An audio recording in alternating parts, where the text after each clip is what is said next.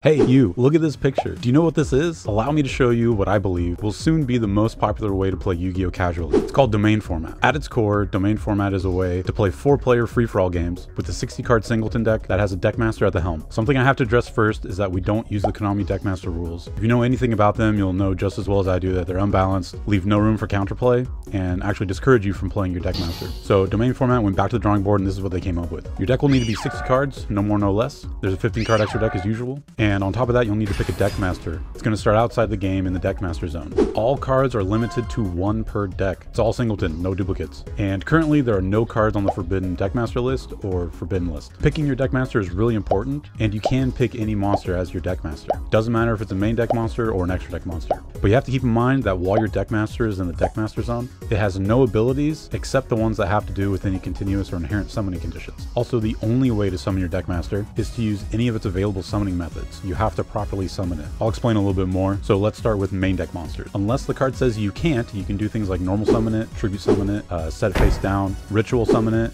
You can even pendulum summon it as long as you have the correct scales. Or if your Deckmaster is a main deck pendulum monster, you can actually just activate it in the scale. And you can special summon it as long as it has a built-in inherent summon. Something like Cyber Dragon. Not to be confused with activated or trigger effects that end up summoning the monster. You can't activate any effects while the Deckmaster is in the Deckmaster zone. The easiest way to tell between an inherent summon and an activated or trigger effect that ends up summoning the monster is an activated or trigger effect always has a colon or semicolon, whereas built-in summons don't because they don't start a chain. Alright, well what if your Deckmaster is an extra deck monster? Well, you basically just summon it however it normally would be summoned. Fusion monster, it's gotta be fusion summoned. You're gonna have to activate a fusion spell or some sort of effect that allows you to do a fusion summon. You're gonna need the materials, and you're gonna have to send the materials from wherever the fusion effect says you can send it from. Same thing with the synchro monster, you gotta synchro summon it using a tuner, appropriate materials. If it's a link monster, you gotta link summon it, sending the appropriate materials. Same thing with XC's monsters, you gotta XC summon it. It's pretty straightforward, you just have to properly summon your Deckmaster always. The only special rule for extra deck Deckmasters is if you pick an extra deck pendulum monster as your Deckmaster, you can't just activate it in the pendulum zone from the Deckmaster zone. So if you pick something like Supreme King Z-Arc as your Deckmaster, you would have to fusion summon him from the Deckmaster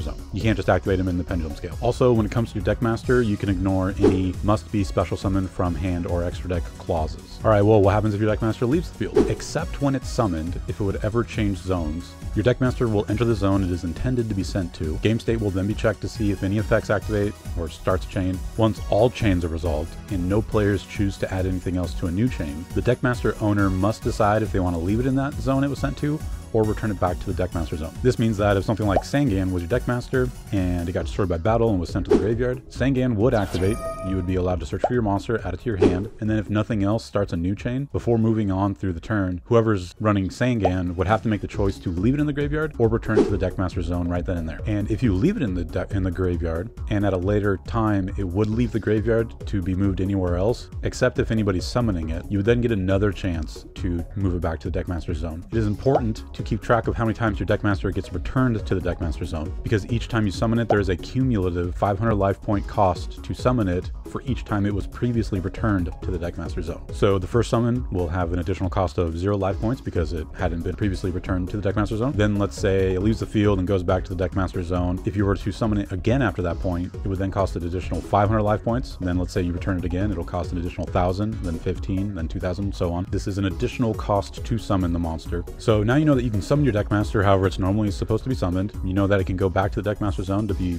summoned again. But there's actually an even more impactful aspect of picking your Deckmaster. Each Deckmaster has something that's called a domain. Your Deckmaster's domain determines which monsters can be played in your deck with that card as your Deckmaster. Your Deckmaster cannot call upon monsters outside of its domain. So how do we know what falls within a Deckmaster's domain? Well, there's 4 steps to go through. You've got to check which attributes you have access to. You've got to check which monster types you have access to. You've got to check which archetypes you have access to. And then some Deckmasters reference specific monsters. You got to check for that too. So for step 1, you got to look at your Deckmaster's printed attribute, then check its text box for any other attributes that it mentions. You can play any monster that is any of the attributes that you discover this way. I'm going to use Chaos Sorcerer as an example. He is a dark monster and he references light monsters in his card text. This means if he was your Deckmaster, you would have access to any dark monster and or any light monster. You don't have to pick one or the other, you can play both in the same deck. Step 2 is to determining which monster types you have access to, and it's very similar to step 1. You look at your Deckmasters printed monster type, then you check its text box for any references to any other monster types. Any monster types you find this way, you have access to within your deck. This time I'm going to use one of my favorites, Blue Dragon Summoner, as an example. With step 1, we can determine he's a wind monster and doesn't reference any other attributes, so we have access to all wind monsters. With step 2, we can determine that he is a spellcaster, and in his text box he references warriors and dragon monsters. This means we can play any monster that is a wind attribute or is a spellcaster, warrior, or dragon monster. And as long as the monster you're trying to play is one of those things, you're allowed to play it. Step 3 is for determining which archetypes you have access to. It's very similar to step 1 and 2. You look at his printed name and you check its text box for any archetype references. Any archetype it is or references, you can also play. And real quick, an archetype is defined as a semi-official term that denotes a group of cards who share a name component, thereby allowing them to interact with cards and effects that specify cards with that name component. I'm going to use an example. Let's use Beat Bladesman for hire. He is an earth monster, doesn't mention any other attributes. He is a warrior and doesn't mention any other monster types. In his title, he mentions for hire, and also in his text he mentions for hire. Since he is a for hire monster, you could play any for hire monster in your deck with him as your deck master. If you're ever confused about what constitutes an archetype, we actually have a resource in the Discord that lists them all by name. You can check it, or you can ask in the rules question part of the Discord. And then step 4 is less common, but is still important, is still part of a domain. Your monster mentions a specific monster by name. You can also play that monster in your domain deck. So using Incredible Ecclesia as an example, you could play any light monster, any spellcaster monster, any sword soul monster, since it mentions that archetype. And you can also play Fallen of Albaz because she mentions Fallen of Albaz by name in her text. And just so you know, spells and traps don't care about domains. It doesn't matter if the spell makes tokens or if it's a trap that becomes a monster. It doesn't matter what they say, you can run them. Also, divine attribute monsters can be played in any deck no matter who the deck master is. I've been killed by a Slifer.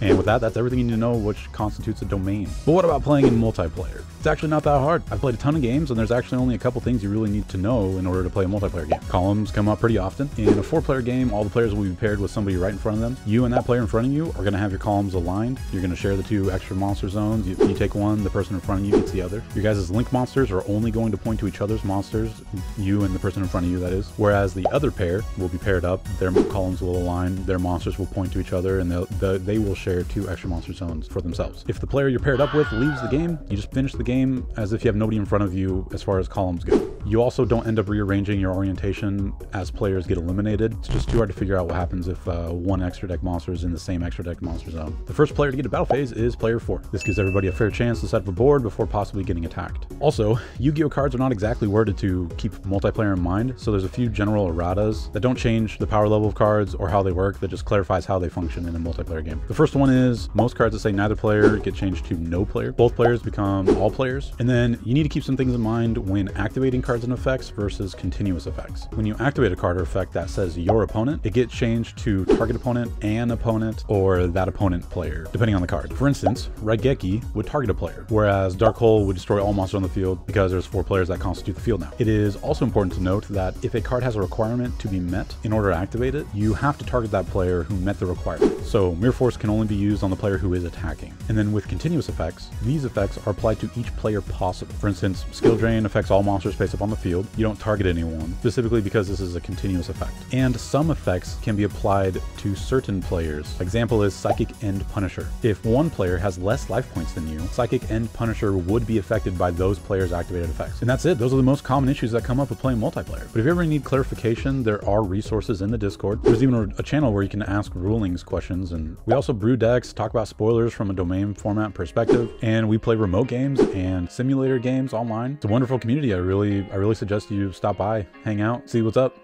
That's it. That's domain format. What are you waiting for? Go play with your friends. Get out of here.